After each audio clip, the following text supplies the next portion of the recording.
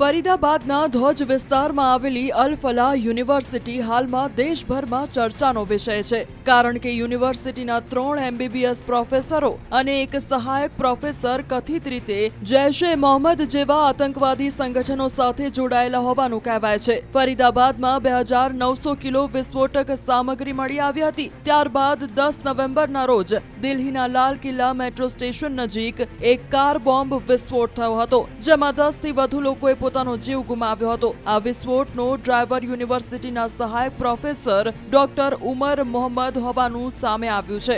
NIA તપાસ હવે યુનિવર્સિટીની લેબ, હોસ્પિટલ અને વિદેશી ભંડોળ પર પ્રશ્નો ઊભા કરી રહી છે. ચાલો જોઈએ કે આ યુનિવર્સિટી શું છે, તે કેવી રીતે સ્થાપિત થઈ અને તે આતંકવાદીઓ માટે આશ્રય સ્થાન કેવી રીતે બની.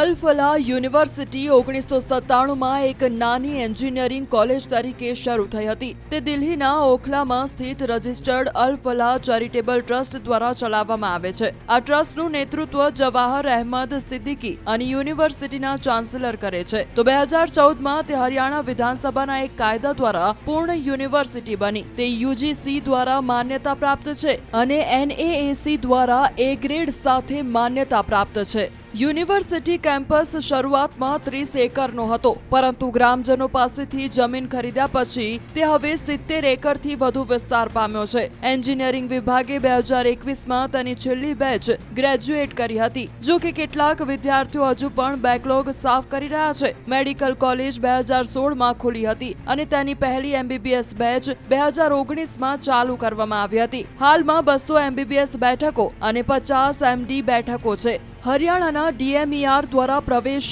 મળે છે. મોટા ભાગના વિદ્યાર્થીઓ મેવાત, કાશ્મીર અને બિહારથી આવે છે. ઘણા સ્નાતકો હવે યુનિવર્સિટીની પોતાની હોસ્પિટલમાં રેસિડેન્ટ ડોક્ટર તરીકે કામ કરે છે. વાર્ષિક MBBS ફી 16 લાખ રૂપિયા છે. MD કોર્સના એનાટોમી જેવા વિષયો માટે 2.5 લાખ રૂપિયા અને બાળરોગ જેવા સ્પેશિયાલિસ્ટ માટે 30 લાખ રૂપિયા સુધીનો ખર્ચ થાય છે.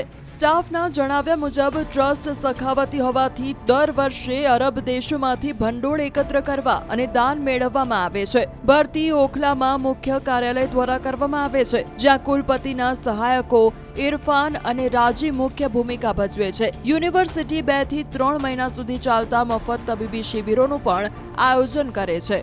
આ હોસ્પિટલ 1997માં એક નાના દવાખાના તરીકે શરૂ થઈ હતી. આજે તે 800 થી વધુ પથારીઓ સાથે સુપર સ્પેશિયાલિટી હોસ્પિટલમાં ફેરવાઈ ગઈ છે. તે ઇમરજન્સી, બાળરોગ, રેડિયોલોજી, ઓર્થોપેડિક્સ, ડેન્ટિસ્ટ અને રેસ્પિરેટરી જેવી સેવાઓ પ્રદાન કરે છે. જાન્યુઆરી 2025માં હરિયાણાના ભૂતપૂર્વ રાજ્યપાલ બંડારુ દત્તાત્રેય દ્વારા નવી હોસ્પિટલ ઇમારતનું ઉદ્ઘાટન કરવામાં આવ્યું હતું.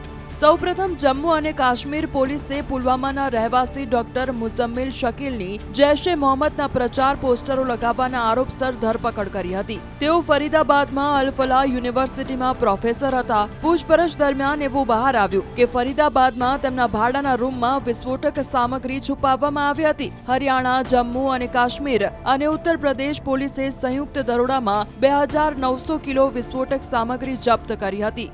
આમાં 360 kilo ammonium nitrate, AK-56 rifles, Krinkov rifles, Chinese star pistol, Beretta pistol, 12 suitcase અને એક ડોલમાં પેક કરેલા વિસ્ફોટકો, તો 20 timer, battery, remote control, walkie talkie અને 5 કિલો ભારે ધાતુઓનો સમાવેશ થાય છે.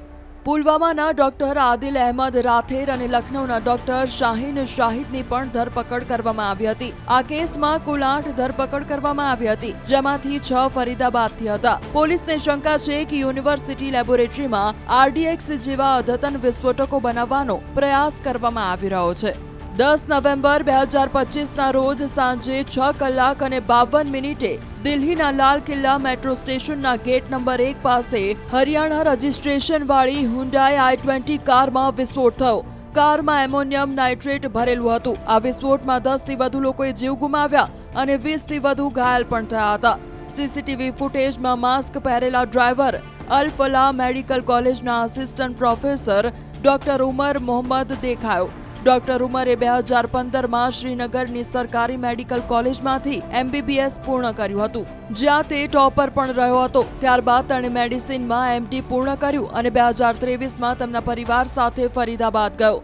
તેણે અલ ફલામાં કોમ્યુનિટી મેડિસિન અથવા જનરલ મેડિસિન વિભાગમાં ભણાવ્યો. તેની ભાભીએ જણાવ્યું કે તેઓ ટોપર હતા, ક્યારેય ક્લાસ ચૂકતો નહોતો અને MBBS ગ્રેજ્યુએટ સાથે તેની સગાઈ થઈ હતી. 29 ઓક્ટોબરથી કાર યુનિવર્સિટી કેમ્પસમાં પાર્ક કરવામાં આવી હતી. ડોક્ટર મુઝમ્મિલ અને ડોક્ટર આદિલની ધરપકડના ડરથી તેને ઉતાવળમાં વાહનમાં વિસ્ફોટ કર્યો. DNA પરીક્ષણો બાદ પુષ્ટિ થશે કે ઉમરનું મૃત્યુ વિસ્ફોટમાં થયું હતું કે નહીં. 11 નવેમ્બરના રોજ 800 થી વધુ પોલીસ કર્મચારીઓએ કેમ્પસ, લેબ અને હોસ્પિટલની તપાસ કરી. 52 થી વધુ વિદ્યાર્થીઓ, ફેકલ્ટી, પ્રિન્સિપાલ અને સ્ટાફની પૂછપરછ કરવામાં આવી અને 6 લોકોની અટકાયત પણ કરવામાં આવી.